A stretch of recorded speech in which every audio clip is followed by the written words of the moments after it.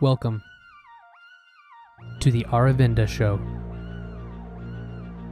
For this episode, I had the honor to interview independent author Michael Coorlim, author of over a dozen novels and shorter works, spanning from apocalyptic to supernatural to steampunk and beyond.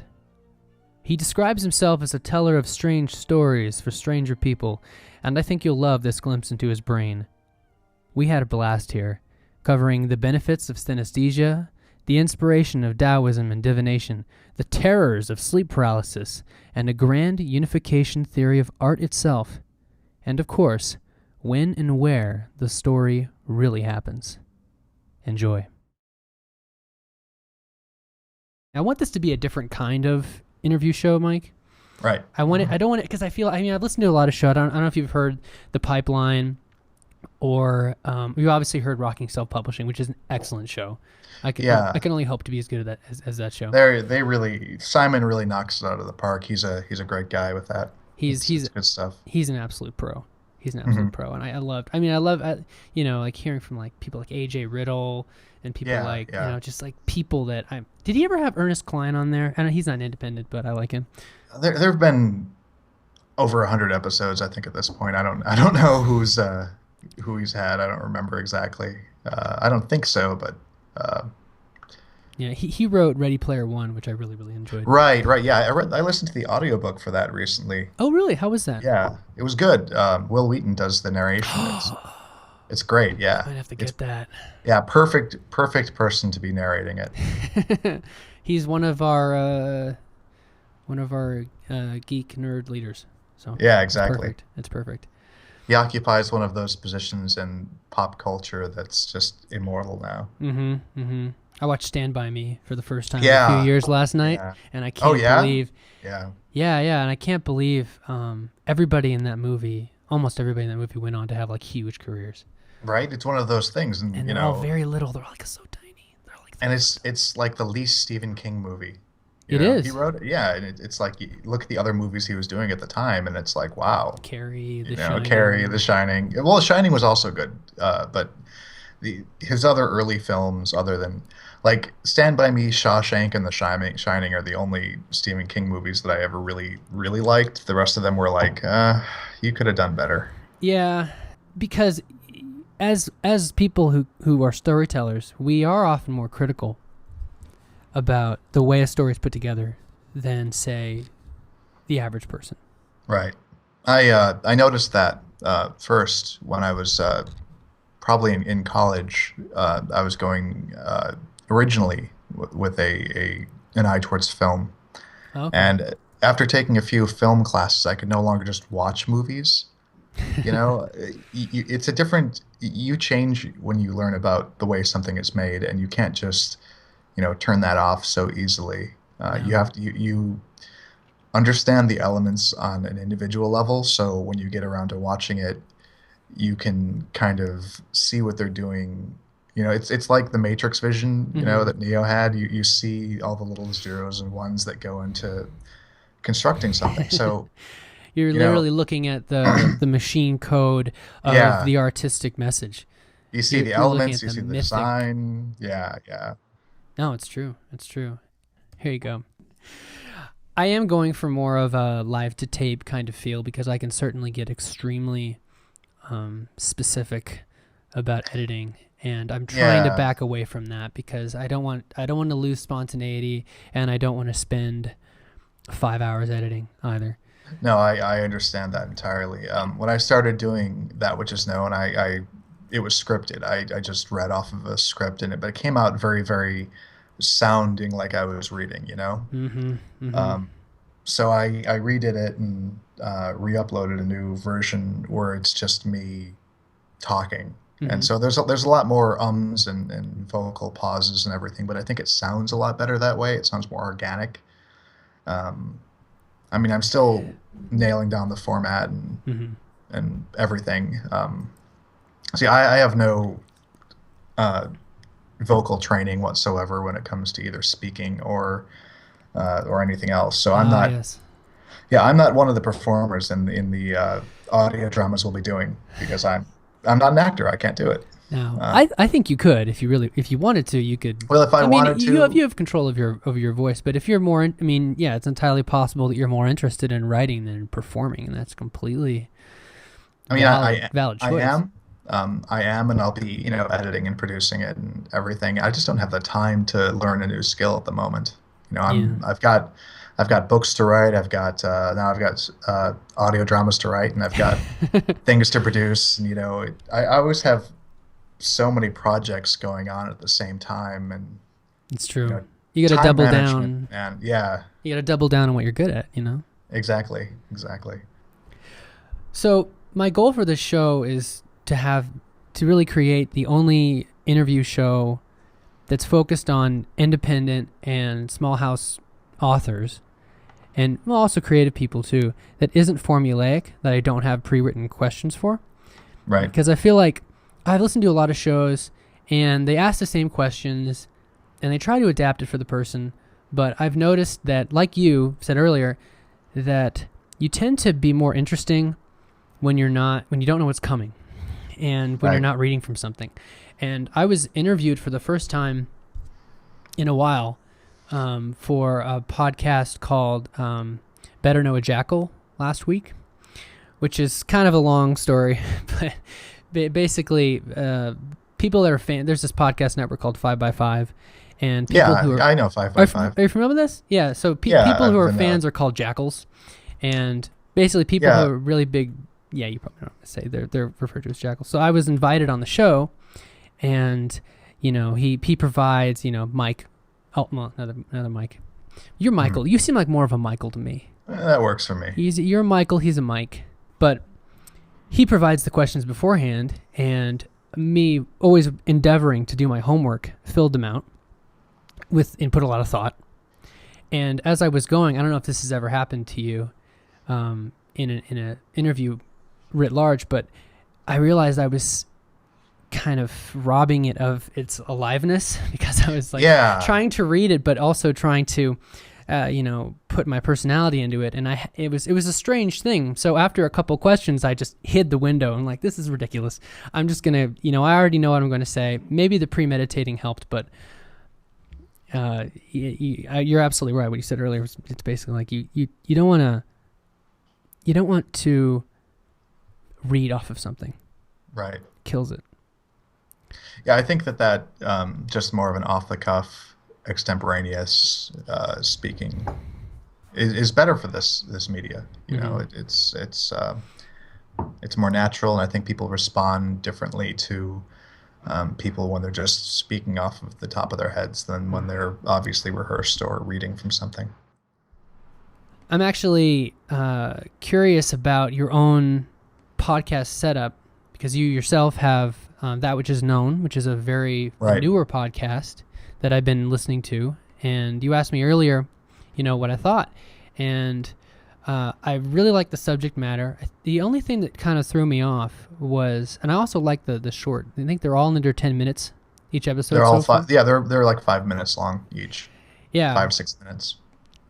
And which is a good length for I would say for really getting more comfortable and starting out.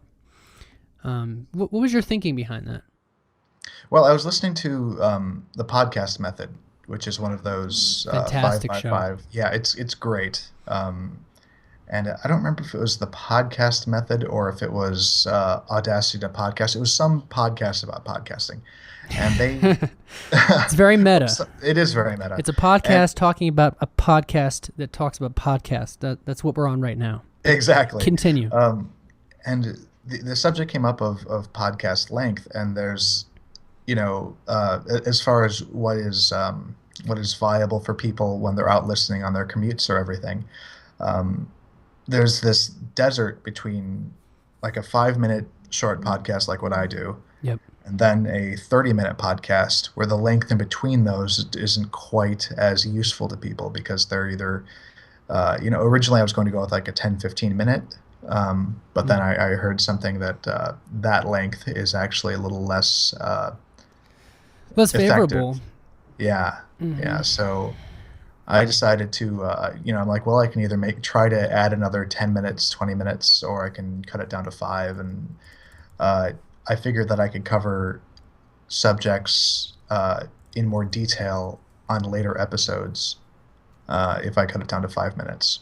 So I spent 5 minutes talking about one subject, and then later on I'll get around to talking about, a more in-depth aspect of that subject on another podcast for 5 minutes.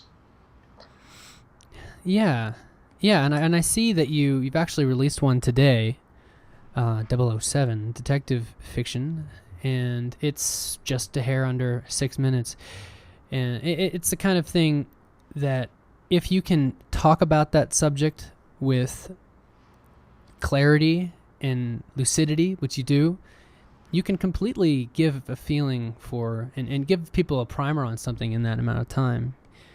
There was a time when I actually took a short film class, and they made the point of saying you can actually tell an entire story in film, an entire story with beginning, middle, and end in 7 minutes.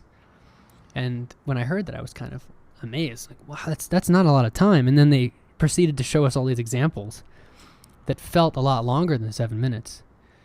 So there's definitely a psychological component to that, where Yeah, and you see that in flash fiction as well. People post 200, 300 word stories, and they're complete stories.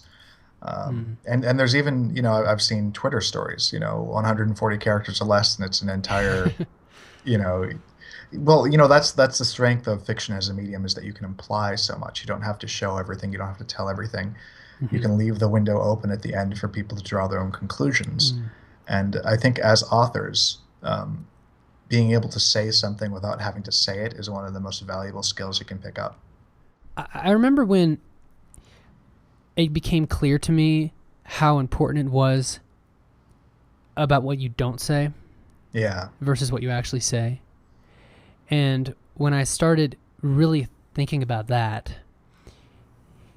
it gives you this ability to create so much depth. It's like an optical illusion almost, because the brain wants to fill in those gaps. The brain is constantly trying to look for patterns and make sense out of limited information.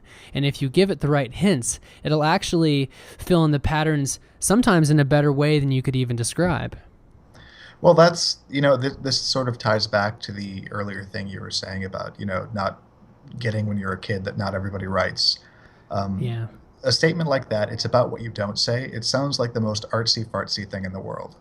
It sounds like just one of those things that people say when they try to parody artists and the elite. But it's one of those things that makes sense when you understand it, but makes zero sense when you don't. Yeah. And you can tie that Yeah. to any Yeah. art, It's true. any you can tie that to any art, like jazz, for example, extemporaneous jazz. It's very much about the notes that you're not playing.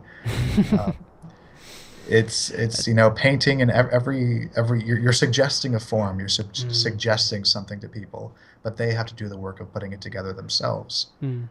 And I think that makes it more real for them when their brains are the ones that are adding the details that you're not giving to them. And I think that's why it's such a powerful method in any art. Do you think that that's more challenging with film? I think it can be, because in film, I mean, well, on the level of story, no, it isn't. On the level of story, you can imply things just as you can imply things anywhere. Yeah. But when it comes to cinematography or what you're actually showing, there's nothing the audience sees that the camera isn't showing them. You are their eyes. You have more control over the audience. Less so in fiction. In fiction, the audience is free to, you can give them more sensory input, but at the same time, you don't tell them all of the details. In a given scene, you can throw in like three details and their minds will fill in the rest. But in film, what they see is all there is to see. There's nothing else. You're not leaving anything out visually in film.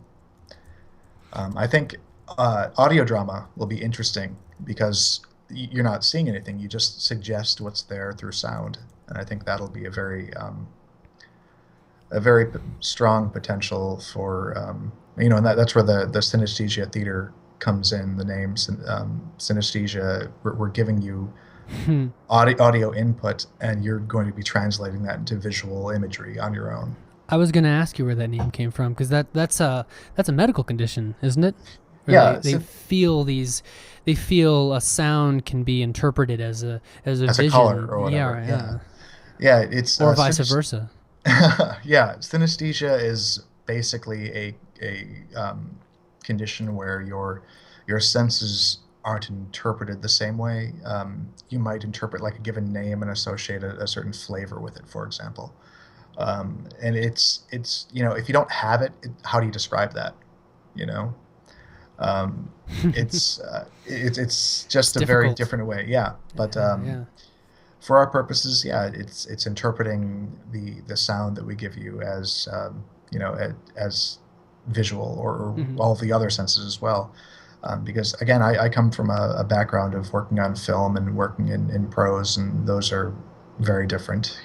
Film is very, very visual, Hmm. and prose literature is all about what's going on inside the person, Hmm. more than anything else, and that's the strength of that. But audio, you don't get an insight into them unless you use some sort of internal monologue device, which I'd like to avoid. And Yeah. it, I could see that being very kludgy. That's a yeah, completely different animal to I do mean, audio. yeah, exactly. So it's translating what I already know into a new format. But I've had so many different projects and so many different artistic fields that you start to kind of get almost like a grand unification theory of art after a while. That's Your beautiful, brain, Michael. That's right? beautiful. No, it's true. It's true. Yeah, You know yeah, what it reminds me of? It reminds me of God. It reminds me of people who know multiple computer programming languages.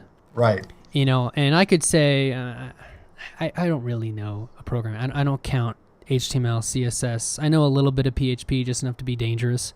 But I know these people who know C and Java and Python and Perl and all these different things, and they tell you once you know one or two languages, it makes it so much faster to learn any other language. Like Apple did this new language called Swift, which is sweeping Hmm. the coding community, or so I've heard. And people are picking up this new language really fast because it has so much in common with C++ and other languages.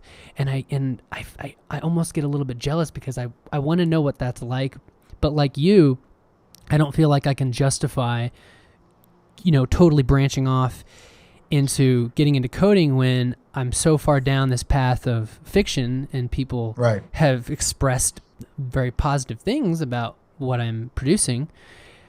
There's that funny conflict in my head, which it sounds like you experienced too, where you're like, well, this is Yeah. interesting, but I kind of want to double down on this thing. And Well, what it is that storytelling is storytelling, and there are certain elements that are universal, whatever means you're using to tell the story. Whether you're writing it down, whether you're acting it out, whether you're singing it, whether you're performing some sort of audio play, whether you're painting a picture, you're telling a story. There is a beginning, there is a middle, and an end, even if yeah, you don't yeah, show all those parts. And the more storytelling you do, and the more different ways you tell those stories, the better you get at all of them. It's syncretic, and that's the way the brain learns. Your mind is constantly drawing these connections between the different disciplines you've mastered and looking for ways to understand it all. I mean, that's basically what the brain is. It's a great computer that learning machine, right? sorts. Yeah, it sorts and it Yeah. categorizes and it draws connections. I mean, that's intelligence right there. Intelligence to me is the ability to draw these connections through seemingly unrelated bits of information. So you would say that intelligence is synthesis? Yes, Yeah. I would say that intelligence is art, and art is the synthesis of meaning Hmm. from stimuli. But that again, that's I have a background in the arts, so I talk all artsy fartsy like that all the time. Well, you know what? You're on the right show. You're on the right show, Michael. Now, did you say intelligence is art? Intelligence is art. What do you mean? What do you mean by that? That doesn't entirely mesh Well, with my it's brain. I'm curious what you mean by that. well, Not that I expect intelligence. everything you say to mesh with my brain, but I Well, don't know if I completely understand what you mean. if I were you, I wouldn't expect everything I say to make sense. No, I don't. I But don't. in this we're case, both creative people. well, It's exactly. We amazing. ramble. Yeah, it's But amazing in that this it's even case, happening. and I just realized that now while I was talking to you on this Oh, podcast, I is that love that.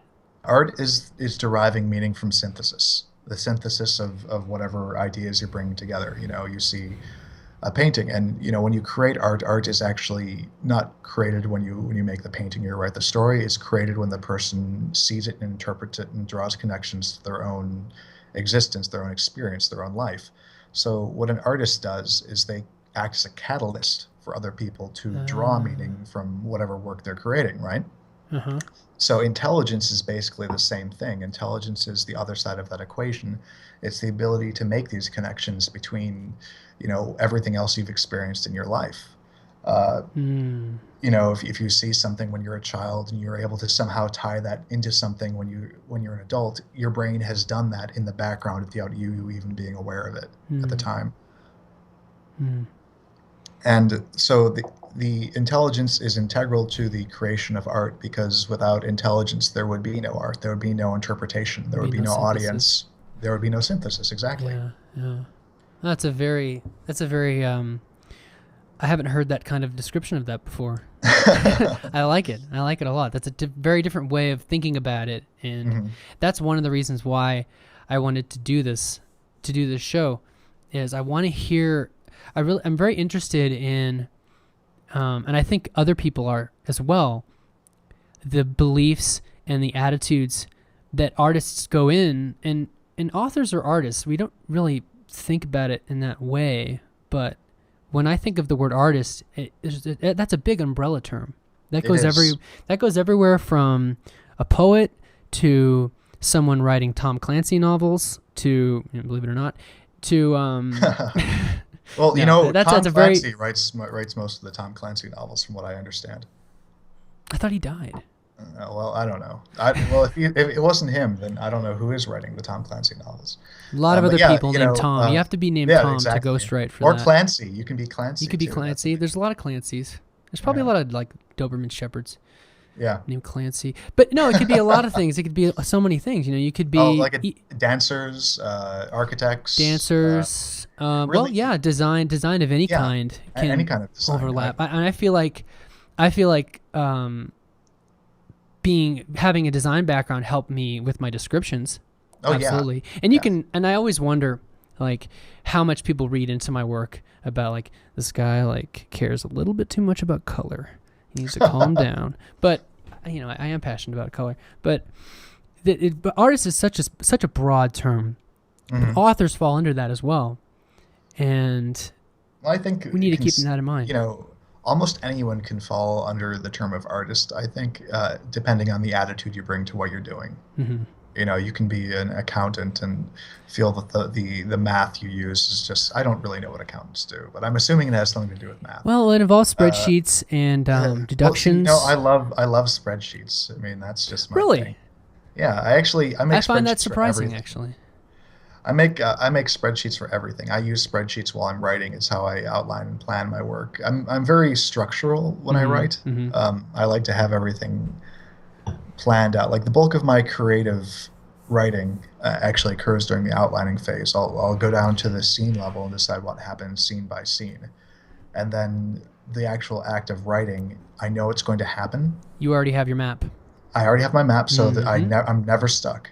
I just keep going and just keep going and keep going, and that's I find that it's best for my productivity that way.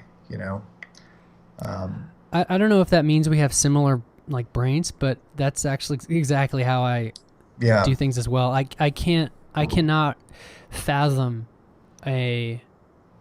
let's say I can't fathom anything longer than like 1,000 words without. I think my brain thinks in 2,000 word chunks. That's usually how long my chapters are. But I have to outline that, and you ever hit a writer's block in the middle of an outline?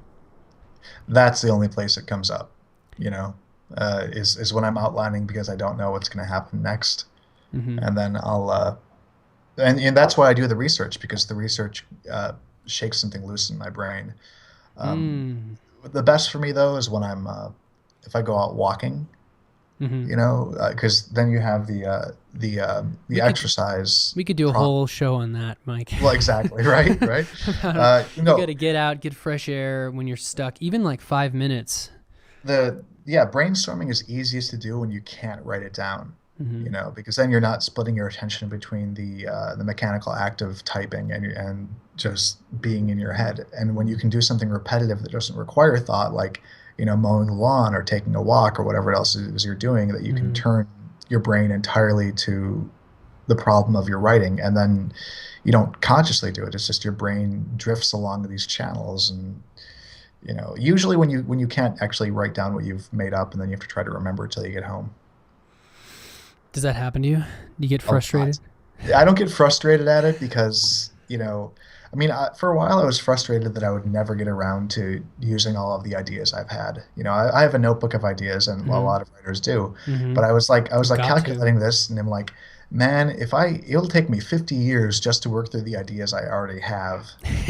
And I got very depressed for a while because it's like, oh, I'm gonna die before I finish these. That's terrible. But then I realized, you know, I'm going to be better at having ideas later on too. So the ideas I haven't had yet will be better than the ideas that I already do have. So it's not really a big loss. Bingo.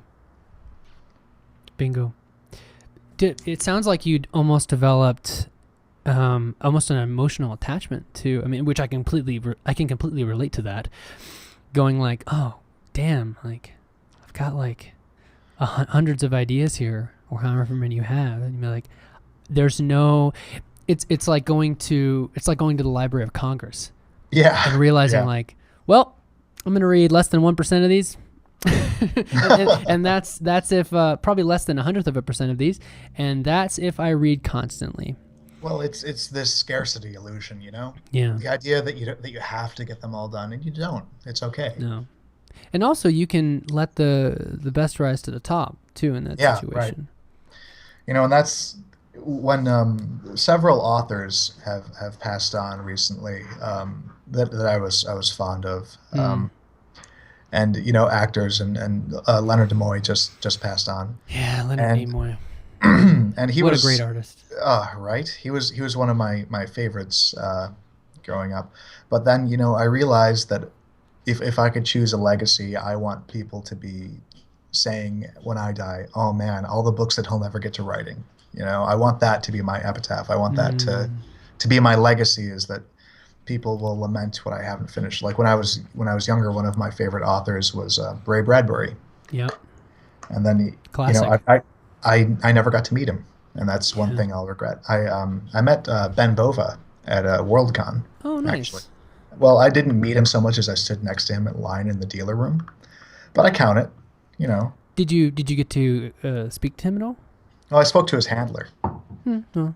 Yeah, the person walking him around the con. But it was cool. You try to get to his attention like in a wave. Hey, I'm a fan. Yeah. I recognize you. I mean, that's something that's a little bit different about being an author, is you're much less likely to get recognized. It's not like even if you're, you know, I bet you there are plenty of people who love Orson Scott Card and might not know what he looks like. I wouldn't recognize him if I saw him. You know, like I saw a guy at a science fiction convention that I thought might have been Gene Wolfe, but I didn't know for sure. And I actually followed him for a while trying to figure out if it was him. I'm like, is that Gene Wolfe? But then I felt creepy, so I stopped. Good for you. Good for you, Mike. I took the high road and stopped following the old man. Oh, God. I want to talk about that, but we probably shouldn't talk about it. Right. The whole concept of like, you respect somebody and maybe you want to go to the snack bar too. I don't know. Well, you know. Because we've all been there. Yeah. It's a weird, and I don't think there's any problem with deciding to go to the snack bar and letting, Well, how would you feel if you were at the snack bar and someone came up and... Are they ordering anything? No, they're just staring at you. Yeah. So you got to order watching something. What you're ordering. I think you got to order something, and then you have just to have a cover. You got to have a cover. It's, we're not there yet as a society. Say, you like Jell-O, huh? I like Jell-O too. Or whatever your they say people like Jell-O are 50% more likely to write about XYZ. Yeah. I don't know. Walking, talking. You ever you want the weirdest question of the interview that just occurred to me? Go for it. You ever talk to trees? Do I talk to trees? Or if you don't want to like admit anything, yes or no about that, we can go on to. No, it's very possible that I have. I'm just trying to remember. Okay. Um, I've talked to trees, and I'm curious how many other people do this. It seems like it. Some people do, some people don't. I feel like trees. I mean, I have my own beliefs. I don't push them on people, but I feel like no, I understand. everything that's alive has something like an energetic body to it. And I don't know if trees can understand me. I've listened to trees. I will say that. Oh, I've tell me listened. about that. Well, I'm I'm a Taoist first of all. Oh, excellent. So yes. Tibetan Um, or uh, no, just sort of a. I've read the Tao Te Ching, and I've read a lot of the other books, and I've studied it for years, and I find that it most closely approximates what I believe. And I came to it through Buddhism, which I came to through the martial arts, and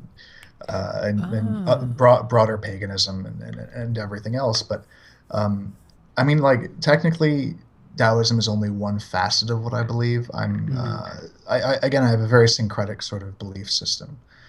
Can you define That that? Are you saying Socratic? syncretic, Okay. SYNCRE. Can you define that for the kids at home? It's basically the combination of a lot of different things coming together into some sort of goulash in my head.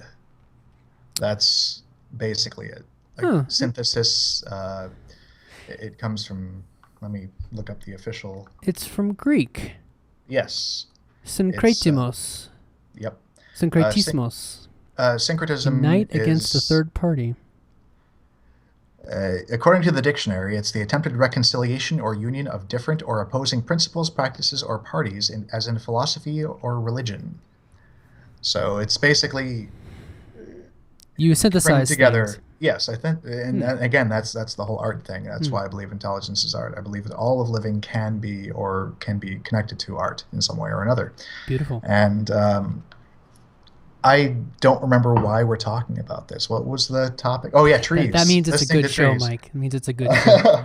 Well, as far as I don't talk to trees, but I do listen to them because one of the um, elements of Taoism is that you can sort of find this harmony through meditation, where you can hear the way the world is flowing Hmm. through uh, interaction with nature, more or less. Hmm. So if you go to the park and you just sit there in the park and you're quiet and you quiet down the babbling in your own head and you listen to what your sensory input tells you. So you turn inward and quiet that down, then you turn outward and sort of take that in, and you can find inspiration that way.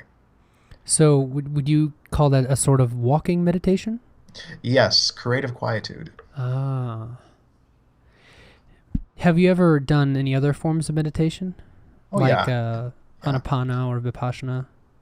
Um, I've actually, on a side note, I'm actually currently researching prana for the book I'm writing. Ah.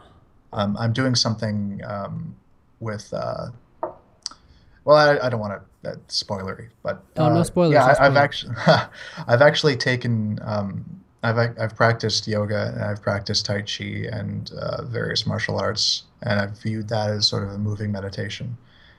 Um, Hmm. Oh, it absolutely is. yeah, yeah. What did the trees? What do you feel? Are they a reflection of what's going on inside of you, or do they tell you? Did they tell you something about the place that you're in? Well, it tells me about myself to a certain degree. The Mm-hmm. way I feel about it is the same way I feel about divination, right? Hmm. It's sort of Which a you've had a podcast about, which is very yes, I have. interesting to me. Well, I've practiced a lot of different forms of divination. Tarot cards, I Ching, Mm-hmm. and basically what it all boils down to is giving your subconscious mind means to speak to you through your interpretations of what you see, Ah. right? That was So going to be my next question: is where do you think the information's coming from? it's where isn't necessarily as important, but what I believe is that it comes from either the subconscious mind directly or more of the Jungian collective unconscious, Hmm. subconscious. The dream of Um, the planet. the dream of the planet, exactly. So what you're seeing is, when you have a problem or when you're working on a book or when you're doing anything, your conscious mind is working on it, but your subconscious mind is also working on it in the back burner constantly. And Yep. it expands into all of the sensory input that goes right by your filters, the filters of your conscious mind. Your subconscious collects a lot more than you do. So you have these feelings when you have a gut instinct. That's just your subconscious having worked on a problem, figured something out that you may not be consciously aware of yet. So when you have a bad Mm. feeling about somebody, you've picked up on 1,000 tiny little cues that you're not really aware of, but you're still getting the synthetic or the synthesis of all of that data passed to you through your subconscious feelings. And divination works the same way. When you see a tarot card, for example, or if you're looking at an I Ching reading or whatever Hmm. mean to you, I mean, these means of divination just give you a context. They Mm. give you, they give you patterns. I mean, that's Mm. the other thing that intelligence is it's looking for meanings and patterns, Yeah. right? Yep. So it gives you the opportunity to look at patterns and then come up with inspiration, where the inspiration is nothing more than just your subconscious mind saying, hey, this is something you should know, or hey, have you thought about this? And it's the same thing with the trees, or the trees, or communing with nature, or whatever, anything else, any form of meditation. All of this information is bubbling up to you, and your subconscious mind gets it to your conscious mind through the interpretation of these, whatever you want to call them, signs or omens or just insight. Gnosis, if you want to call it Hmm. gnosis. Hmm. That is probably the most lucid description of divination that I've ever heard. That was excellent. Thank you. There is that relationship with reading someone and Mhm. reading the signs of the thing that you're divining. And I never really made that connection before. Well, see Very there. interesting. Now you Huh. know, and knowing is half the battle. Yeah. G.I. Joe. Um, I like the holistic turn that this show Yeah. has taken. I felt like you were reading from my handbook for a second there for longer than a second actually. Just the idea that, especially what you said about the unconscious mind, like it is always cranking away on that. Yeah. And Yeah. I feel like some people use that consciously, use their unconscious mind consciously, and some people don't.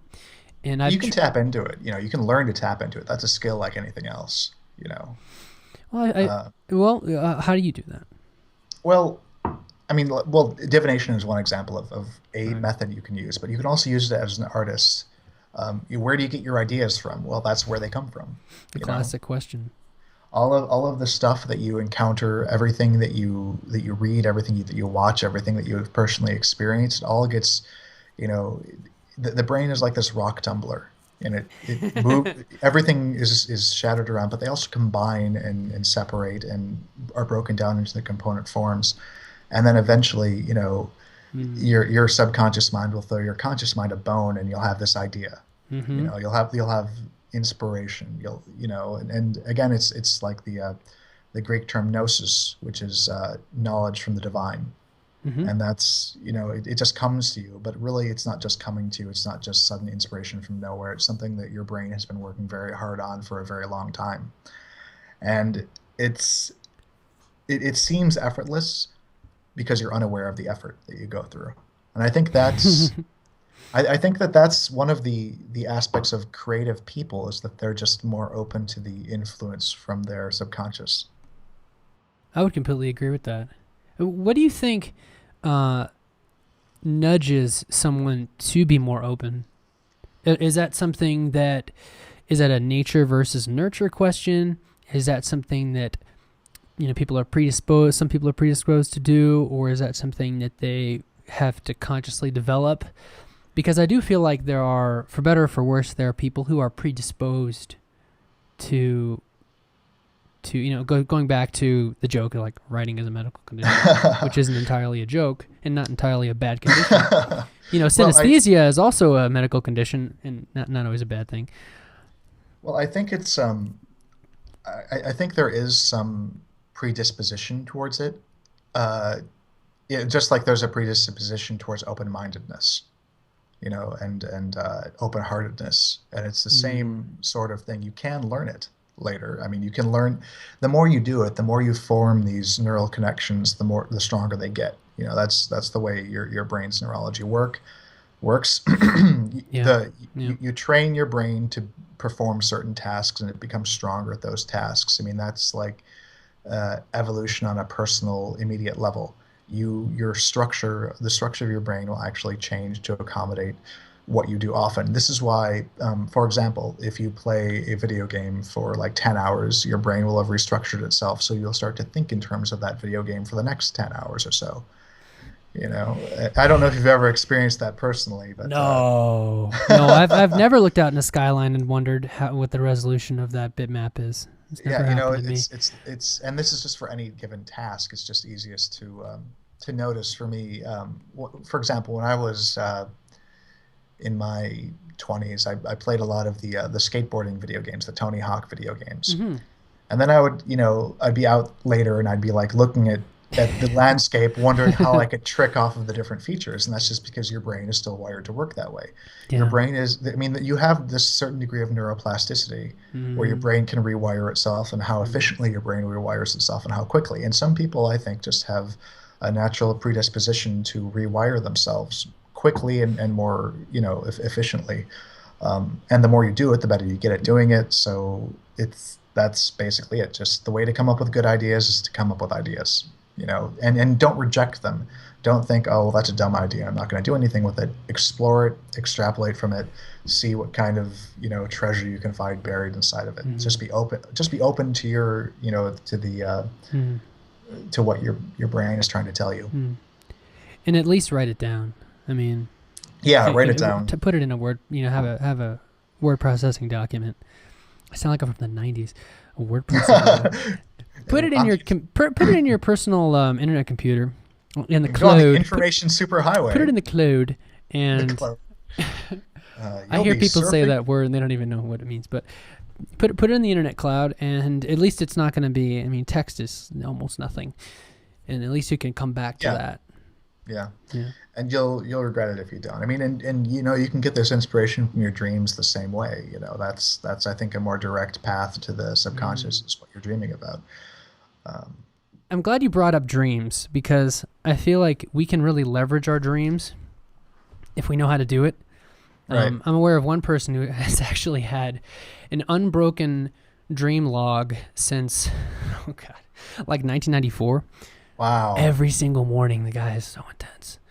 And he believes that he gets, prophetic things coming through, and a lot of really profound things coming through. And I don't get that intense with it, but I used to keep a log for many years, and I need to start that up again. And I never managed for more than like a week before forgetting about it. The trick, if you are interested in doing it, the trick is to just have a pad that you're really comfortable with, and just keep it next to your bed. And then when you wake up, you really only have to do 2 steps in the morning, really just one, which is you ask yourself, where was I just now? Because if you've just woken up, you were somewhere. Because we wake up, I would say 90% of the time, we wake up out of REM. Because REM is lighter than deep sleep. Right. And you were, like, your brain was doing something. You were visualizing something. You were somewhere. Even people say, I don't have any dreams.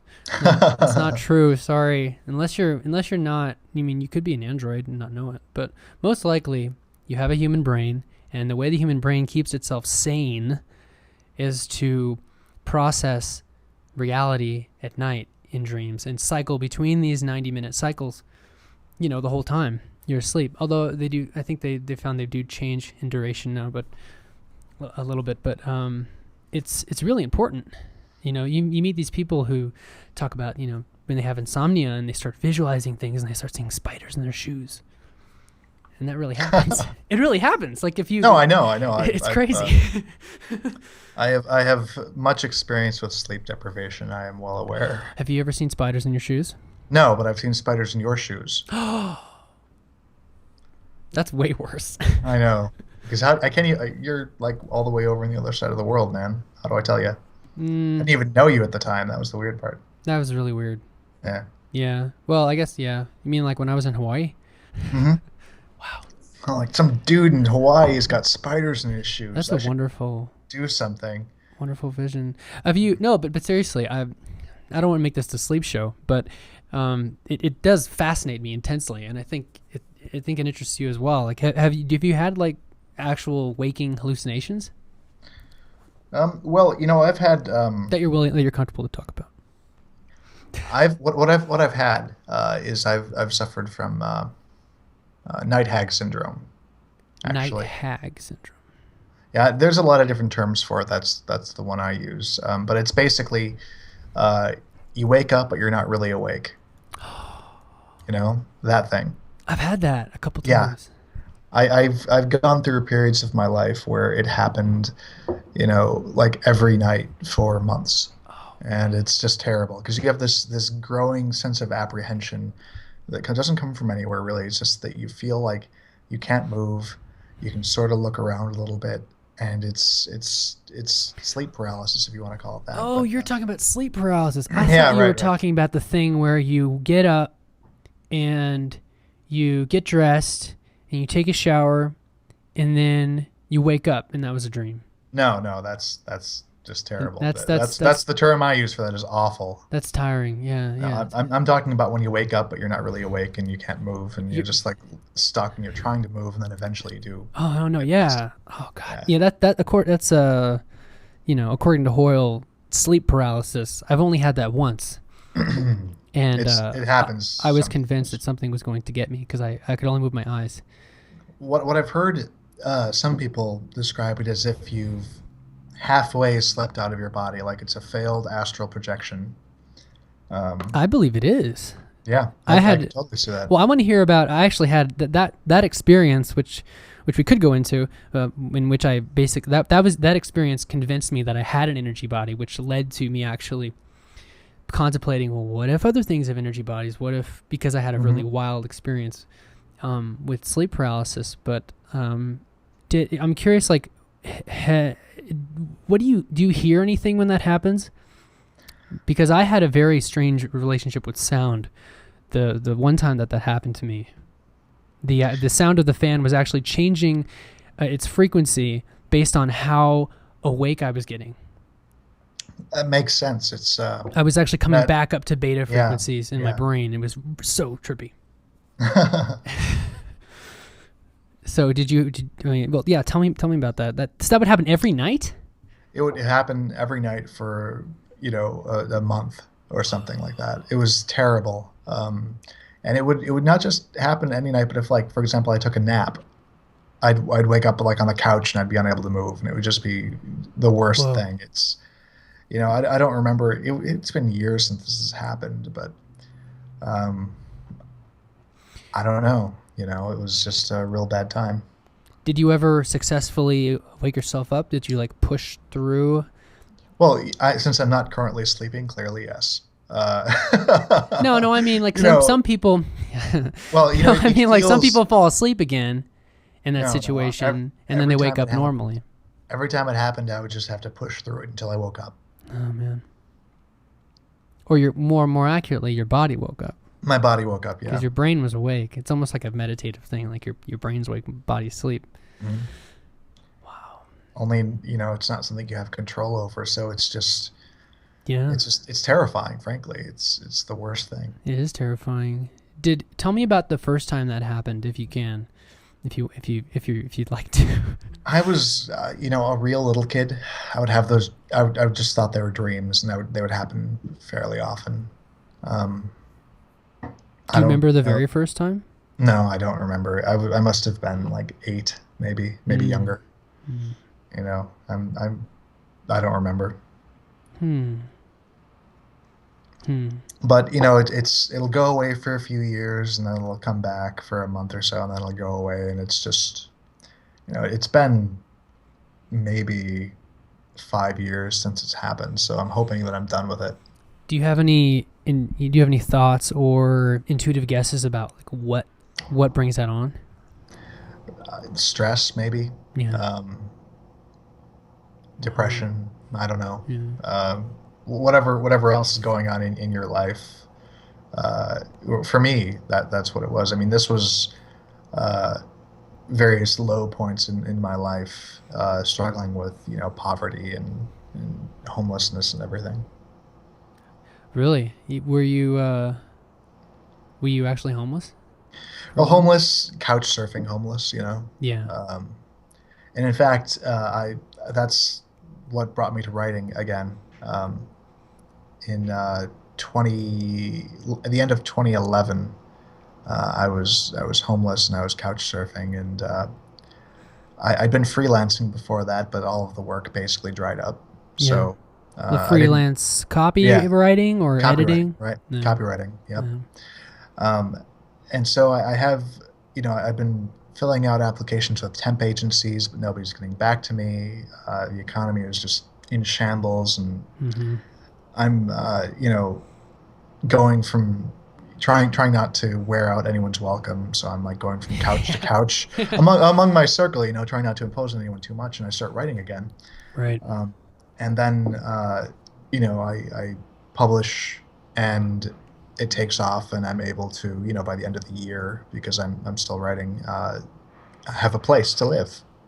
I'm no longer Wow. homeless, and I'm making four figures a month. Um, That's fantastic. yeah, really, really saved my life there. Was that with and they called her Spider? hmm That was the first book. Wow. And then I wrote a few different things. I wrote "Oh Human Child," which is uh, more of an urban fantasy kind of thing, and then I wrote uh, some post-apocalyptic, depressing literary fiction that nobody buys. Um, and then I wrote more of the steampunk stuff, and that's what sells. So that's what I've been focusing on. Um, You've provided me a beautiful segue in a place I wanted to go anyway. So thank you. Um, I'm curious. I mean, I'm curious about your journey personally, going from basically, well, yeah, zero in writing income for a time to being able to do it full time. I mean, well, to be honest, Mike, yeah, I'm not quite there to full time yet. Like I've got people have been really great. People have left reviews for my work, but I can't do it full time yet, and it's probably related to the fact that I only have two things out right now. I And think volume is a big part of it. Yeah, but you I'd have love to to. hear, yeah, I'd love to hear more about that. All right. Well, when I was a kid, I always wanted to be a writer. Mm. I would even in my teens, I would buy the Writer's Digest or the Writer's World market handbooks. Mm. I would write to different fiction markets and ask them for their submission guidelines, and I would be constantly writing stories, but I stopped at the point of actually submitting anything.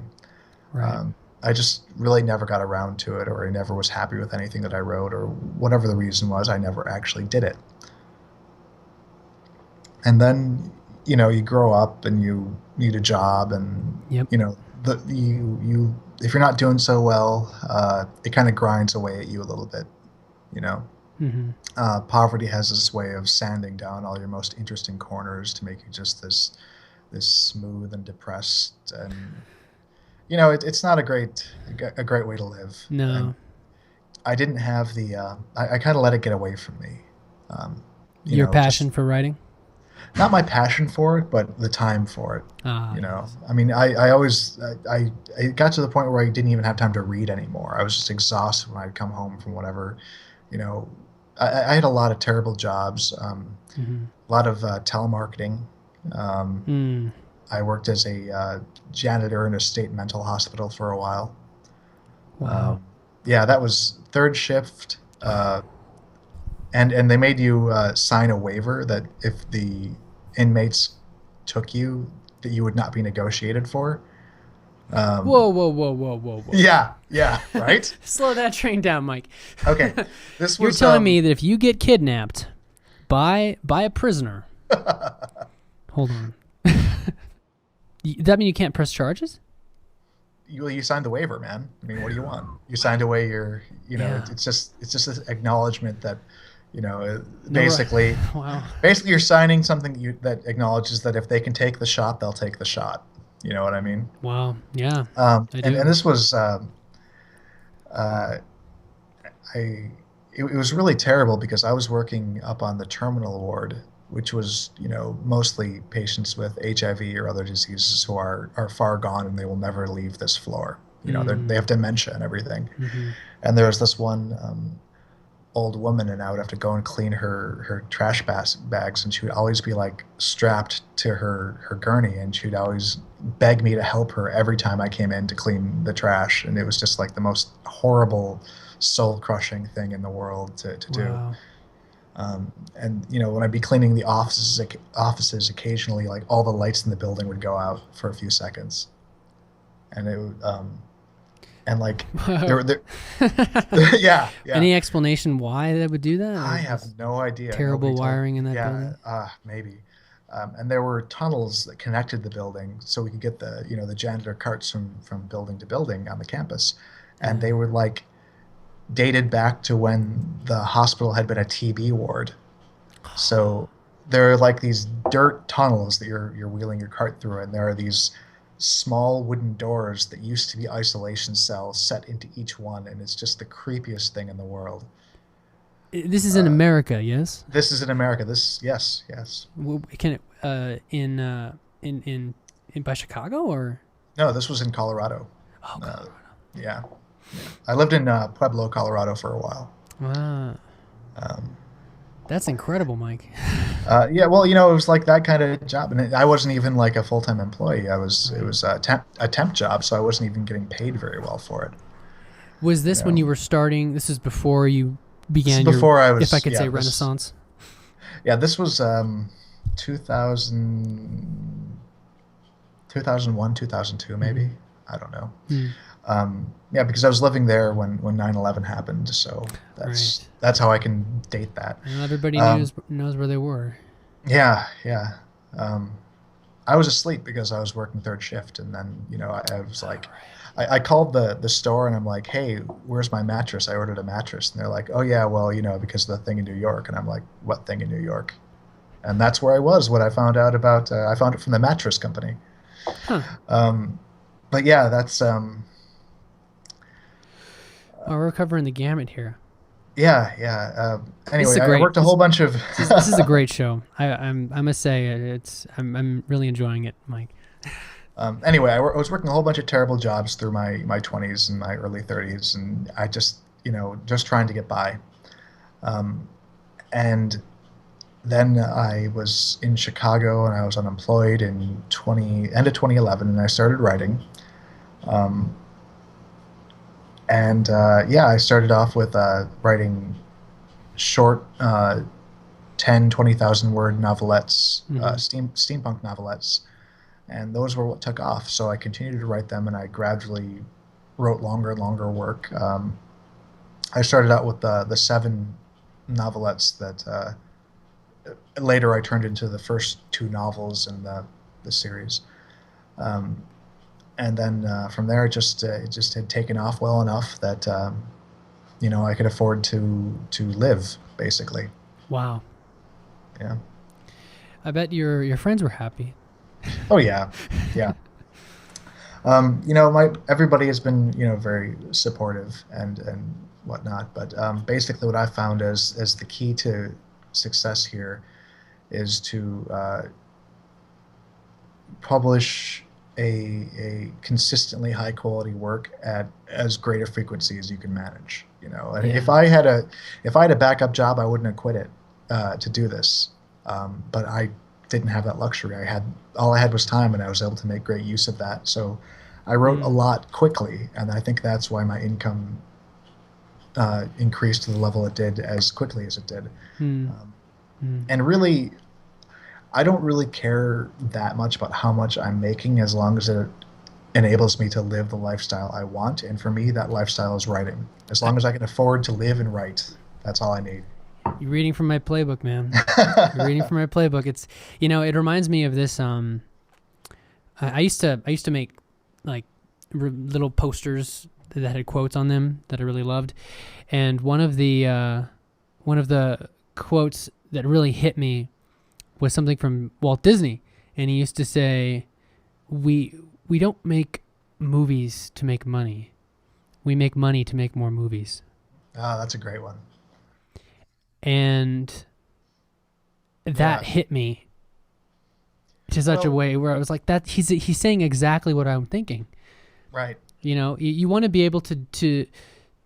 I believe there are two great things in life that if you can get there, you're going to be, almost as happy as you could possibly be, and that is doing the work that you feel is fulfilling, that actually provides value to the world, which is more challenging than it sounds sometimes, because you have to find something that is valuable, that people are willing to pay for, that you can kick ass at.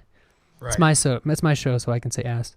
And then you have to deliver it. Right. So, and then the other great thing in life is, having a partner that actually gets you, and is a fulfilling relationship. And if you can get both of those things, like, you're a very lucky human being. So I've been very lucky on both those counts. So I'm counting my blessings. Congratulations. I'm good on one of those. I'm still working on the writing full-time thing, but hey, if you have the support, then you'll get there eventually. You can't not get there. It's inevitable. You'll do it. I really appreciate that, Mike. And I'm interested in, how often were you publishing? I mean, obviously your Amazon profile has release dates, but sometimes those get, transmogrified if you release an audiobook later, and I've in different formats. And well, when I started, I actually made up a whole bunch of pen names, because the prevailing wisdom at the time was that you wanted a different pen name for every genre you're writing in. Mm-hmm. And the under my own pen name, it's been the steampunk stuff, and I gotta tell you that didn't last long, because maintaining these other pen names is really tedious. It's a lot of work, and it's really, if I could change one thing about what I did, that would have been it. But if you write, and I did bring some of the stuff from some of my other pen names into under my own name, like the grief. The post-apocalyptic literary stuff was originally published under the name Adrian Brennan. Yeah. I like that. I like that name. Well, I've gotten rid of the pen name because it's a good name, but I don't have the energy to maintain a second identity, basically. Mm-hmm. Even just to the point of tweeting occasionally. It's just too much. I mean, I might go back to it eventually for the darker horror kind of stuff, because it doesn't really mesh as well with what I'm currently writing. Mm-hmm. But I don't know that it's necessary. I haven't really decided how important that is. I mean, unless you're writing I wouldn't advocate using pen names unless you're writing something as different as erotica and children's fiction, where you don't want your identity connected to these things. Right. It's marketing though. That's the way I've heard it advocated, as being able to keep the brand separate so you can target the marketing better. We could do a whole show about brand, yeah. Well, exactly. So if I were to use pen names in the future, I would probably just I'd write under Michael Coorlim, Mike Coorlim, M Coorlim, MD Coorlim, and then just Coorlim, just different spellings and interpretations of the same name, so that I could still send them all to the same Twitter account, still only have the one web page, and then just... It would still be eternally cohesive, but it just in terms of separating on Amazon... Yeah. I've been thinking about that to do more satire, really, really weird stuff that I've been thinking about doing, and I don't know if I want it just for crazy fun. But right. I don't know if I want that to be mixed in with Epic of Aravinda stuff. Yeah, that would be a very different kind of thing. But I'm lucky because the steampunk fiction, it's mystery fiction, so I could conceivably under the same brand include mysteries and historical fiction and science fiction and fantasy, because they're all sort of related to a certain degree. But if I wanted to go like political satire or something like that, it wouldn't necessarily, the people who currently Right. read my stuff wouldn't care, and you don't want to show fiction to your audience that they're not going to care about necessarily. Um, So but at the same time, you want to have like faith in your readers that, they like more than one thing. no, it's true. And they're going to like one thing you wrote, so they probably like something else as well. But when you first came out with, and they called her Spider, that ended up being in Bartleby and James book 1, right? Right. Yeah, that was actually my favorite story, and I liked the one with the airship as well. Yeah, But it's good stuff. It's been very popular. And they called her Spider actually put up on Wattpad as well, and that was featured as a story on Wattpad. oh, fantastic! Yeah, that was nice. I've been thinking about trying the Wattpad out as well. It seems like a kind of a different kind of audience. It is. It's mostly younger people who don't buy books, so I don't know how. I mean, there hasn't been a lot of conversion for me from it. It's gotten tens of thousands of views and reads, and it has a very positive responses. But I actually don't think there's been very much conversion from Wattpad Yeah. to buying my books. Well, So have I you don't. seen any boost in sales since? I mean, No, yeah. not really. No. What helped my sales recently was I was chosen by Apple for a first in series free promotion. Wow, congrats Yeah, on that was iBooks. in January. Yeah, on iBooks, and that helped a lot. I had 3,000 downloads from Apple that month. Do they pay you Which for free down, or is it just more exposure and they get the it's more second book and the exposure. third book? Yeah, I had a bunch of people sign up for my mailing list, and the sales on the omnibus and the Ghosts of Shaolin have been great since then. So sales have been better recently. Brilliant. So I'm curious, when you started. I mean, do you have any? And not just for me, because this isn't really about me. This is about the people listening. What would you get advice would you give to new authors who maybe have a couple things out there, but aren't able to make a living off of it yet? Maybe they just want to make, maybe they just want to make like, so, partial, like 500 a month or something. Yeah, yeah. What advice would you give them? And I'm also curious, like how often did you release, and how long were those works? Because I noticed, a lot of your things are under 10,000 words, and they get traction, and it tempts me, because you're not the only person I've seen either who is adopting a serialized model, and it tempts me to try that out. Well, short fiction is a much harder sell in the marketplace, even if you're selling anthologies. So the first Yeah. piece of advice that I would give, well, serials will work if you can do a serial consistently and you can do it frequently enough. Like, I would not try a serial for. I mean, if you're writing romance, you can do serials, no problem, it'll work. But if you're writing Yeah. non-romance, and if I could write romance, I would, because that's really where the money is, honestly. Yeah. But it's not what I like. It's not what I read. And I really think that I'm a big proponent of writing what you read. So, and that translates directly into quality. But what I would say, if you want to write a serial, uh, go for at least a monthly release. Any slower than that, and you will not get the audience. Maybe I would go as far as to say one release every 3 weeks if you can manage it. And this is if you're not writing in romance, they have to be pretty long to really build an audience, at least 15,000 words minimum. So if you can do that, and it's not that hard. I mean, I write about 1,000 words an hour because again, I've done all the pre-work already, and I'm just writing right Right. through You the got hour your without outline. pausing. Yeah, I've got my outline, Yeah. and the average is about 1,000 words an hour. And I write full time, so that's 8 hours a day. So I write 8,000 words a day. And I try to write full time, 40 hours a week, 40,000 words a week. That's Right. intense. A lot of people It doesn't couldn't always do work that. out. Well, I have a lot of other projects now, so Yeah. it's I don't actually get that much done. Do you, But do you back then, actually try to? Have you actually done? I haven't. I've done I think my personal record is like 5,600 words in a day, and that was a strange day, and that was off of an outline, but everybody's brain is different, obviously, but is that what you actually were averaging, is 8,000 a day? And that's breakneck.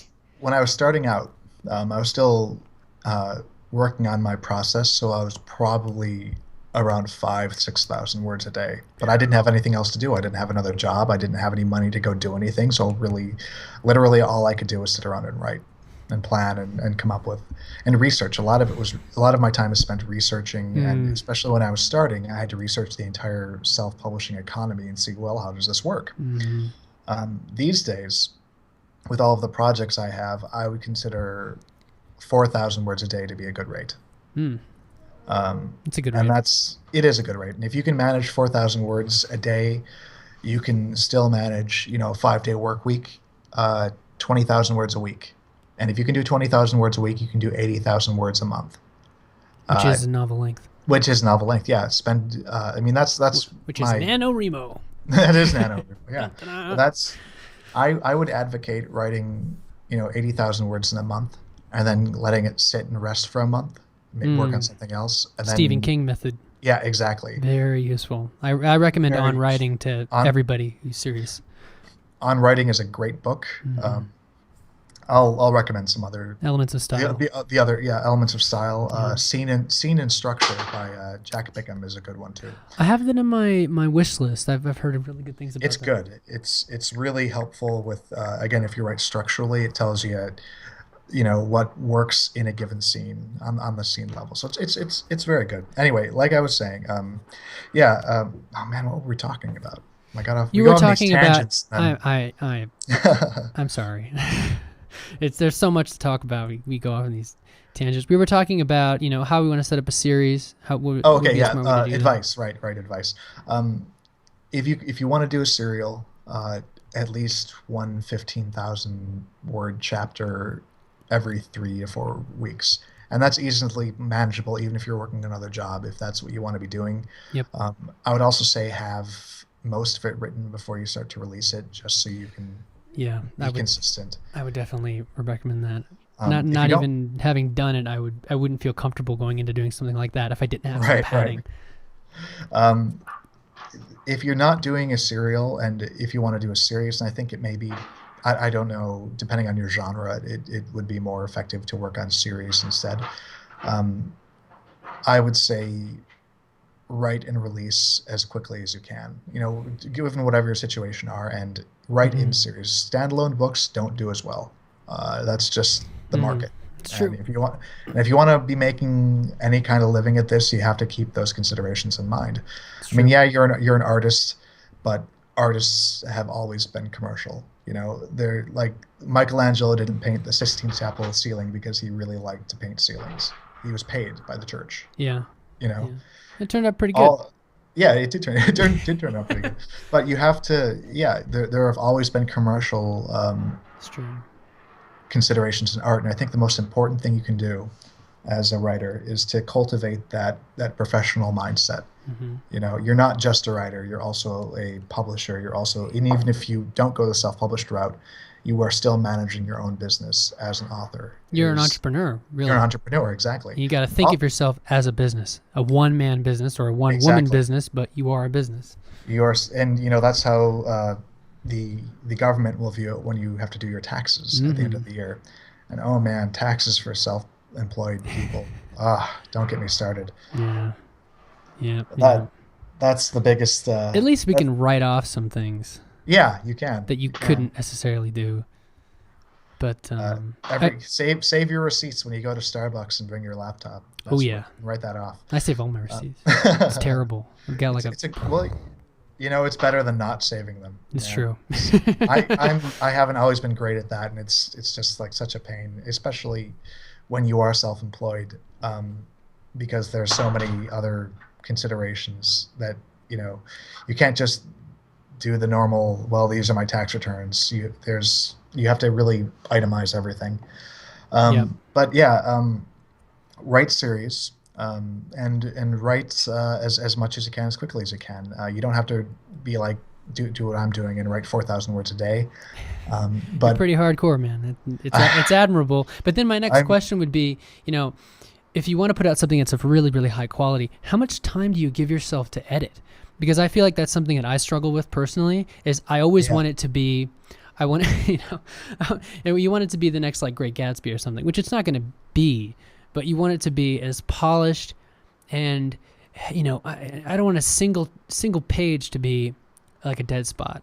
You want it to be right. absolutely as good as possible. And when you do have a quick release cycle, what is the balance that you try to achieve with that? Because I feel like, there's a temptation to err on the side of waiting too long. Well, And what is an acceptable break between, let's say, 80,000 word books? I mean, obviously, do you want to shoot for one a year? Is that super important? I mean, obviously, it'd be better.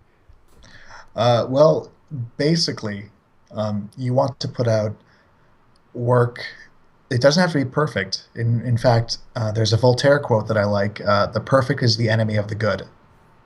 I'm familiar with that. Yeah. It's a great quote, uh, because you will never be perfect. Nothing you ever do will be perfect, and that's okay. You have to get acceptance with that.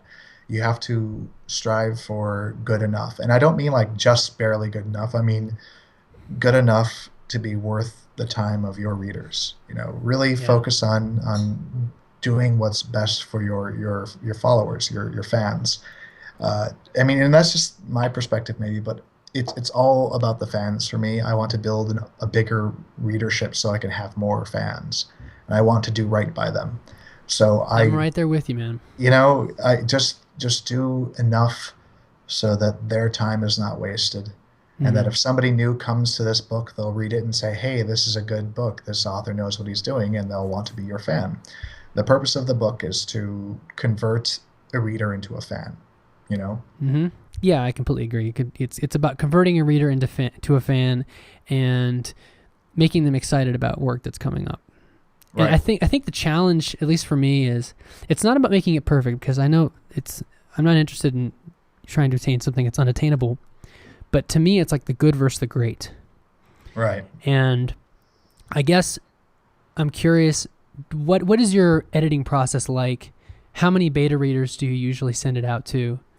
Um, what's that like for you? I'm always curious about people's revision process. All right. Revision. When I finish, I put it aside for a month. Again, Stephen King. He told me to, and I listened to Stephen King because he's a very successful guy.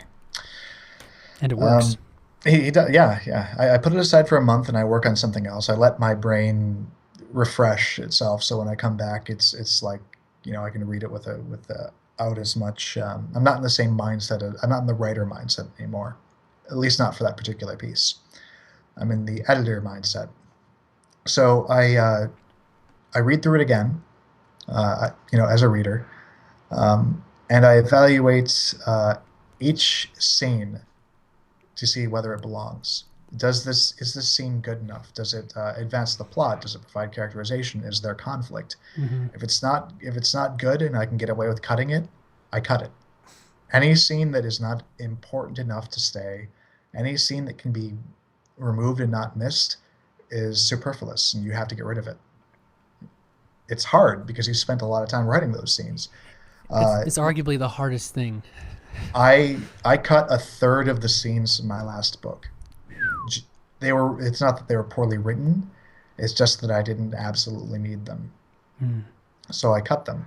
Mm-hmm. Um, and that's basically the first pass is just getting rid of whatever you need to get rid of. Mm-hmm. The second pass is more of a line edit. I'll read it aloud. I'll add details because a lot of the times when I'm writing the first draft, if I need to research something, I will just add a placeholder and move on because I don't want to break up my flow. Yep. Yep. Yep. Um, so this time I'll be going through and I'm like, well, I didn't cut this scene. It's important enough to stay.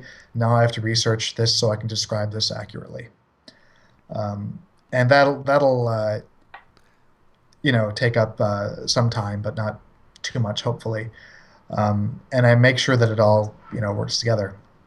After that, after it's polished to a degree where I'm comfortable showing it to someone else, Right.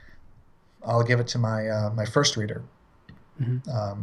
and she'll read it and she'll take notes. and she'll get those back to me. Is that your And I'll significant other, if I may ask? yes, yes, it is. Nice. And I'm very lucky in that she is, you know, willing to read what I give to her. She's also the template for my ideal reader.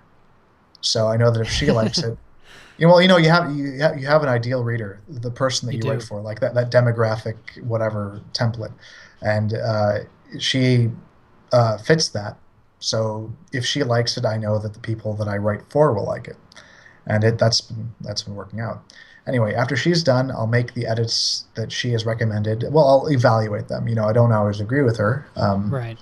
and that's important to keep that autonomy, even if you're working with a professional editor.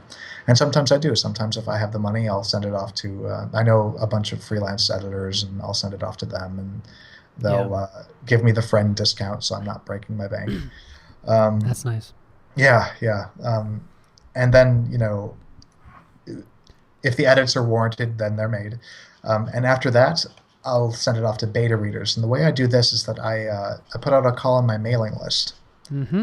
and I have a first reader program on my mailing list, a street team kind of thing. Mm-hmm. I call them the Galvanic Centurions. Nice. Play Yeah, off of your series. yep, Galvanic Century. And basically, what they do is they earn points for helping me out. And if they earn X number of points, they get a free book. I'll send them a paperback. Nice. Yeah, right. Nice. That's a nice And yeah, yeah. galvanic So points. and you earn a certain number of points for if you're one of the beta readers on the book. Now, if I send you an advanced copy of the book and you read it but don't get back to me, well, then I know I'm not going to send you another book because you can't do the job. You This know, is good. Did you come up with this? So was this system influenced by anyone else, or was this mostly your creation? the idea of having people to reach out to is something that indies have been doing for a while, but the actual mechanics of it and sort of adding points and making it more of a game is something that I sort of developed myself. I It's really a like that. Yeah, it's pretty cool. It's another author, C.C. Wall, Hmm. has taken the same idea, and we talked about it, and he's developed it further, and then I stole some of his innovations back from him. So it's sort of growing, that way between the two of us. But yeah, you read the book, give me your thoughts, and when it's done, I'll send you a complete copy of the book, and you'll get points towards a paperback. And then when that's done, I do the final pass, and then I announce it to my mailing list, and I'm like, all right, well, here's the book. If you write a review, it doesn't have to be a good review, it doesn't have to be a bad review. On the first day of its launch, you'll get X number of points for it, because that's the incentive right there. Is that Yep. if you write reviews or if you spread the word, you get points. And it's not That's I'm not good. yeah, I'm not like giving you away free stuff for doing reviews or anything like that. It's not like give me a good review and I'll give you a book. It's just write an honest review and you'll go up levels, and when you get to certain levels, you get books as means of thanks. So, how many points to a paperback? Is that one of the biggest rewards? Let me look that up really quick. This is one of the spreadsheets. Yeah, it's actually I have a spreadsheet where I keep track of how many points everyone has. Um, but there's and actually a page on my website, uh, mcoorlim.com/galvanic-centurions. Hmm.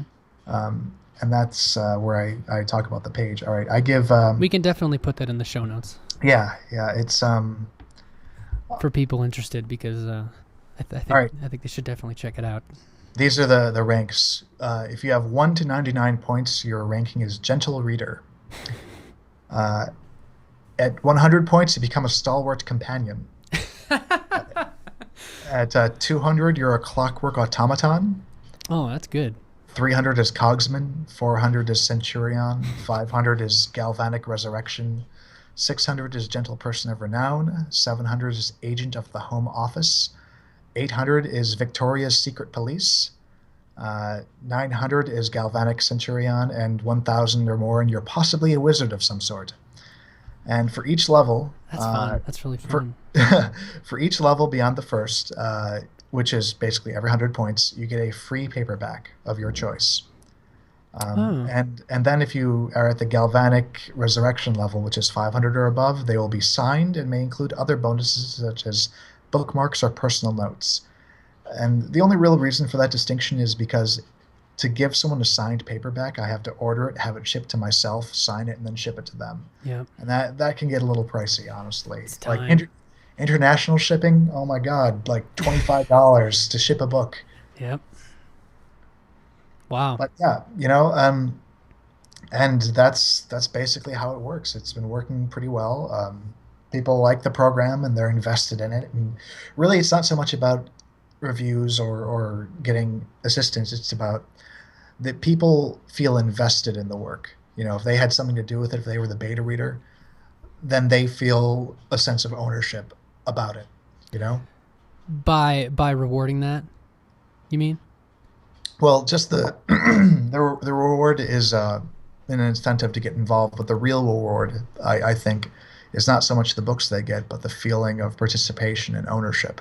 It's Mm-hmm. like I did this. I was part of the creation of this book, and that's been very. People have responded well to that, and really, that's like the cycle of book selling is basically like you have a good cover and you have a good blurb, and that gets someone who is a reader to read the book, right? Yeah. And then the quality of the book itself, how well they are satisfied by what you promise and then deliver on that promise in the book, turns them from a reader into a fan, Mm-hmm. right? And that's really what you want to do is you want to build that sense of investment with them so that they become your fans. Because a fan, it's more important to turn readers into fans than it is to sell books, because readers will buy, just from a marketing perspective, readers will buy everything fans will buy everything you write, you Mm-hmm. know and that's the business model right there, is you want to turn strangers into readers and then turn them into fans. Do you mind if I um, rip off your system? Oh, go right ahead, man. I Okay. mean, yeah, Just if just just just making sure. no, I think the point system is brilliant. I don't have any author secrets here. I Mm. feel like the field of publishing becomes stronger when we share this kind of strategy and tips and tactics and everything. So I am all about helping other authors out whenever possible. Wow. No, I feel exactly the same way. I feel like there aren't a lot of people who are, well, first of all, like one person businesses that are actually providing to the people who care about what they make. And independent authors, I think, can only learn from each other and help each other out. And we're still in the minority of Yeah. people in the author sphere. And it's such an amazing thing to be an independent author, because it's just you and your fans, and there's no intermediary. It doesn't have to be. Right. So you're able to respond and be very personal, and it can just be, they can have a much better relationship with you, and you're able to be much more nimble, I find, as well. Like if someone Yeah. finds a You have that problem, agility. yeah, you're able to, like, oh wow, there's a terrible typo that needs to happen, and Well, you can have that turnaround, in yeah, other ways too. we're adaptable. We move fast, and we answer to no one, basically. So we don't need Yeah. it to work with anyone else to make these changes or to fix any problems that come up. And I think those are our big advantages Yeah. as indies. Well, I'm excited to play around with that point system now. Yeah, work it out. See what you can make out of it, man. I will. It's a really smart thing to do. So, are you still working with primarily shorter works, or are you this project you're working on now? Is this going to be? How long is this going to be? I've been writing novel length work lately, and that's what I'll continue to do. I am writing short fiction, and I'm actually this year I'm trying to write more short fiction, but I'm not self-publishing it. I'm submitting short fiction to different, paying markets. I've got three short fiction market. I'm sorry, I've got three short stories going around through the different sci-fi fantasy magazines right now. And after they've been published and the rights revert, I will either give them away free to the readers of my mailing list, or I will publish them together into an anthology and put that on Amazon. So you would say that do sci-fi magazines or different, circulations, you say that's still a worthwhile avenue to pursue? Things like I that? don't. Yeah, I think it's worth doing just to get an outside perspective on what you're doing. I don't know Yeah. if it would be viable to try to support yourself entirely through short fiction at the moment with the way the market currently is. Yeah. But there are markets that pay 10 cents a word, 25 cents a word. So if you can write soluble fiction at a consistent pace, you could bring yourself that extra, 500 a month or whatever. Pretty easy. And it's a way to keep myself agile if I'm working on, smaller projects in between the books. Do you how long is your editing process? We talked about those different stages. What do you shoot for that to take? I mean, obviously it takes, I've noticed that for a longer work, beta readers will take, a month or longer sometimes. Yeah, that's the thing, is that, however fast I work, the beta readers are the limiting factor. Yep. However fast they get through it. And I try to give them long enough to read the book and to give me their notes.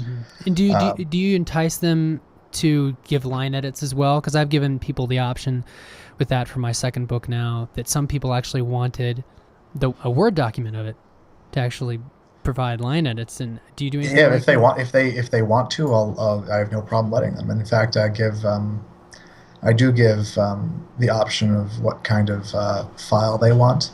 I mean, if they give me just their general opinion and some notes, that's great. But if they want to go for the line edit, hey, I'm not going to stop you. Go right ahead. And it's works out. I actually get some marked up pages back in return sometimes. How much do you end up rewriting? Because this is something I've even gone so far as to write about this topic in general, in specific, which is like how much do you find yourself rewriting entire? Do you ever just like decide to rewrite an entire chapter? Like I need to. This thing still has to happen, but I don't like the way that I executed on it. Because I've heard both sides of that, and I've never been a person to do that. Really, I'll go in and I'll fix paragraphs here and there, but I'll never.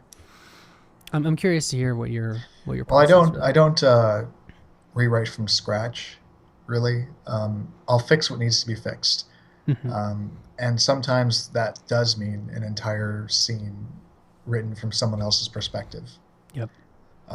But other than that, I don't. I revise. I don't really rewrite. And maybe that would be different if I wrote by the seat of my pants and didn't have an extensive outline.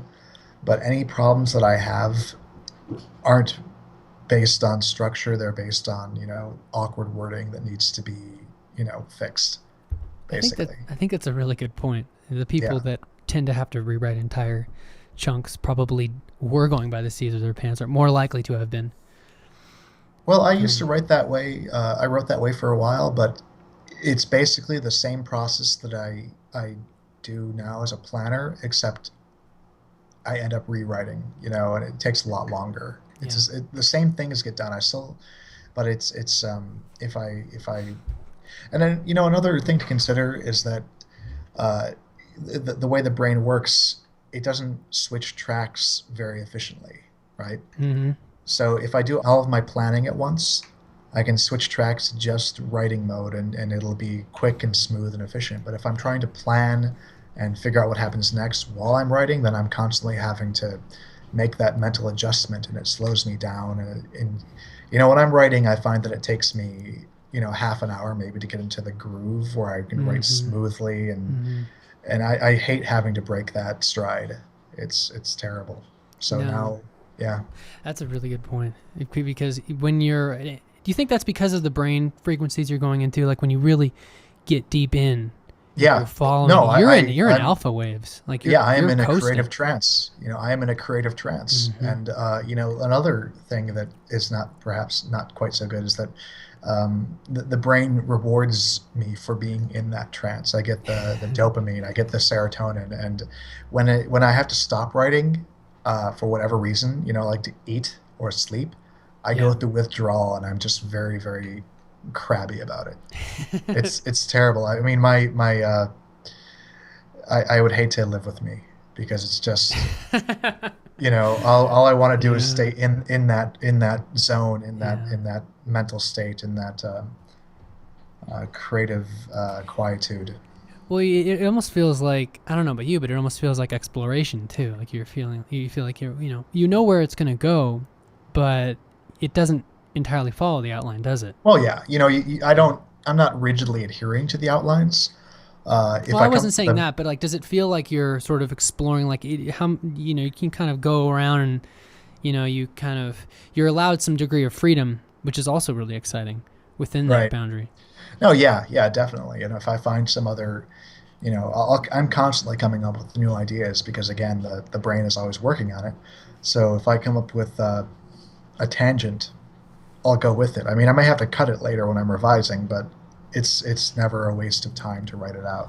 Because when you cut it, you don't throw that away. You save it, and then maybe you'll use it in something else. Hmm. Use every part of the buffalo. Yeah, it's exactly true. That's what we do. How long did it take you? I'm curious, before you were able to do this full time. Like how many months of focusing on this before you felt like you had a hit that, or yeah, before Well, you felt like you were going to be able to do this? I was full time right off the bat because I had nothing else to do. I had no Right. free time. I had nothing but time. You know, Maybe I should so rephrase that. How long was it before you could, make a living off of doing that? um, I don't have the figures in front of me exactly, but I would say that the first month I made $10. It's pretty I good had for a first well, month. yeah, exactly. I thought so, and all I had was That was about what I made. and yeah, I released and they called her Spider, and it made me $10. I think Was that your by the first short work that you ever put up? I don't remember the exact order. The first three were "Oh Human Child," which is about a young boy who tries to rescue his brother who is kidnapped by fairies. It's sort Hmm. of a YA urban fantasy kind Hmm. of short story. Um, there's But in succession, you had like three out yeah, coming up. well, I was just writing like that, Yeah. like rapid succession. And these were what, like 5,000 dish words, like once a Uh, month? 5 to 10. Okay. Um, I think I don't remember. I think Spider was 12. I don't remember exactly, but the idea at the time was I wanted to kind of ease my way into it, see what would work. Yeah. I didn't know anything to start off with. I Yeah. All I found were like articles on self-publishing that had been written 2 years earlier, and by Yeah. then it had already changed. Yep. By the time I got into it, 99 cents was no longer the best thing in the world to do. No. It was already starting to be less effective, but I didn't know that. Hmm. Um, yeah, And no, this but would have been what, mid 2011, late 2011? like late 2011, I think December 2011 Okay. was the first month, and then in early 2012, I think it was 4 or 5 months, and I was making a couple $100 a month. Nice. Was the Um, majority of that from And They Called Her Spider? Or was it more diversified? it was diversified because I was doing nothing but writing, and I was coming up with new pen names. I Wow. think I had like 10 pen names. You know, It sounds like you were hell bent, for the lack yeah. of a Well, better term. I That's it fantastic. was You it gotta was be, great. man. It was great to be writing again, Yeah. and it was the first time I'd had like income in a while. Yeah. And that's a good feeling. It feels like a little bit of recapturing your agency. Mm. Uh, Mm-hmm. Your and then autonomy. by the end of the month, or by the end of the year, by the end of 2012, I was making 4 figures a month. Wow. So How much do you think you released in 2012? How many I don't different know. short stories? A lot. I'll add them up, but there were a lot. Dozens? Over 40? Dozens, Yeah. probably over 40. Yeah, Wow. yeah. Um, Wow. No wonder your Amazon page has so much going on. I mean, that's why I don't do the reviews anymore. It's because I don't have any time. You know, Yeah.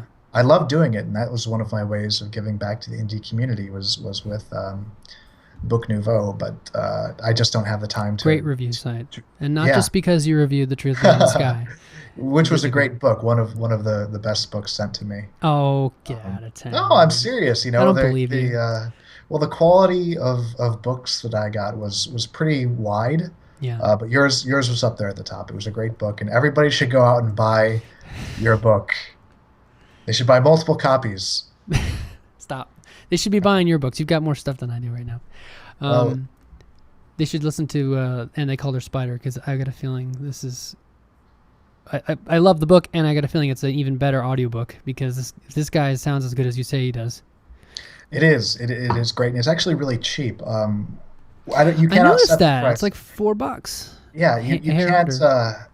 you cannot set the price of your books through Audible. No, They control it entirely. they control the So horizontal and the vertical. yeah, they've decided to sell this for $4, and it's worth $4. It's a great um, yeah. It's based Um, on length, though, right? Like it's 56 minutes.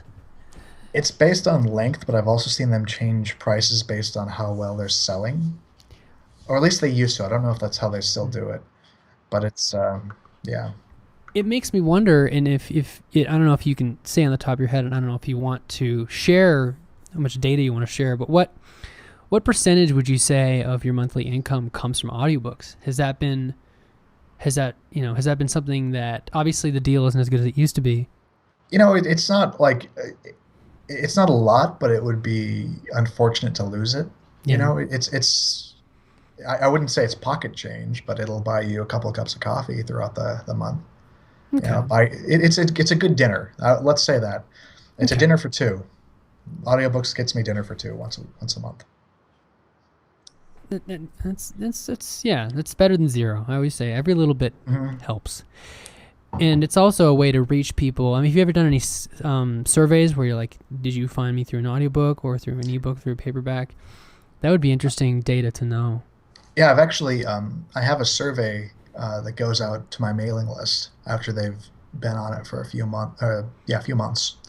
It's an autoresponder kind of thing. It's just like, hey, you know, I'm wondering about who my readers are, and you know, it asks them a few demographic questions and how they found me, that kind of thing.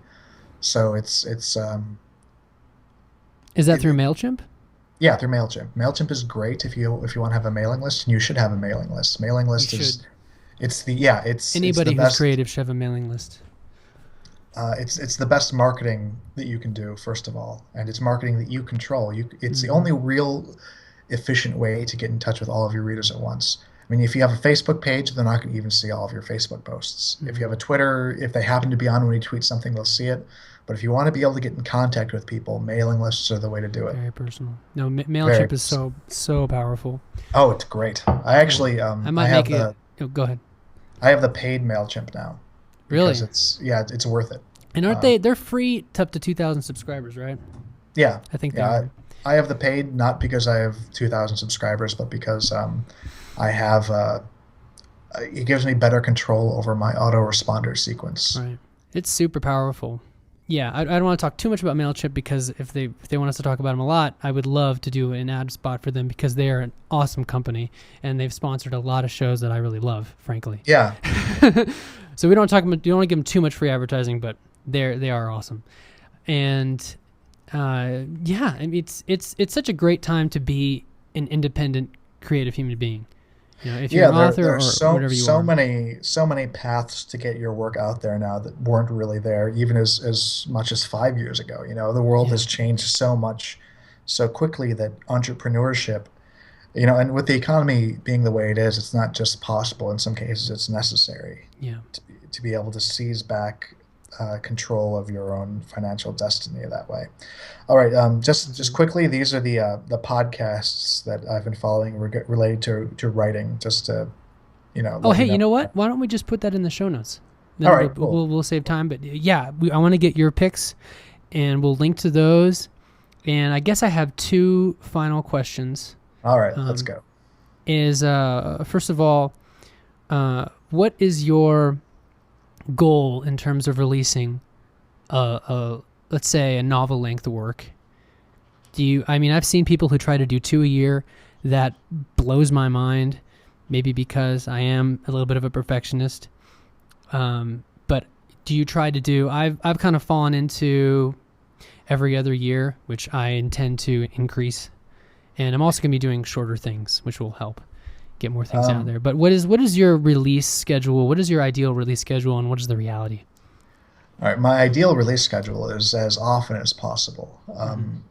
In an ideal world, it would take me a month to write the draft, right? That's 80,000 words, let's say, which, with the math works if I can stay on task and don't have anything else coming up and everything else. A month to let it sit and gestate for a while, Right. Maybe a month to revise it. So 3 months. Ideally, if I could do it in 3 months, I would do it in 3 months. But, that's not always how it works. But what about beta readers? Well, yeah, then you give them a month to read it. So let's say 4 months. So if I could do 3-4 releases a year, that would be great. But the thing is, it doesn't always work that way. But on the other hand, while you're letting the book sit and rest for a month, you can be writing another book. Absolutely. Absolutely. So I actually have a spreadsheet where I worked out the optimal pattern to release books in an ideal world. And I figured that if share? Well, it's basically just staggered so that while I'm revising one book. Okay, I don't have it in front of me and I'm not going to open it up. But basically, month 1 you write a book, right? Right. Month 2 you write a different book while the first book is cooking, so to speak. Yeah. Month 3 you're revising the first book. Right. Month 4 you give the first book for the beta readers while you revise the second book. Month 5 you're revising the second book and you're publishing the first book. Wow. So yeah, ideally, if the stars aligned and I had nothing going wrong and I was on task perfectly all the time, I would love to be able to put out a book seasonally. Yeah. Probably not how it's going to work out. The book that I'm working on now, I'll probably have out in June. Okay.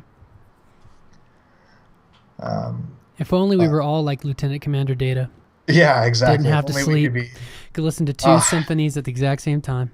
If I could give up sleep, reclaim those 8 hours a day, man. Yeah. I would get so much done. Oh, man. And the thing is, this career entrepreneurship has turned me into a workaholic, basically.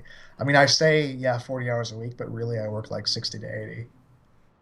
Just writing and editing and doing everything else that it takes. And, and that's fine.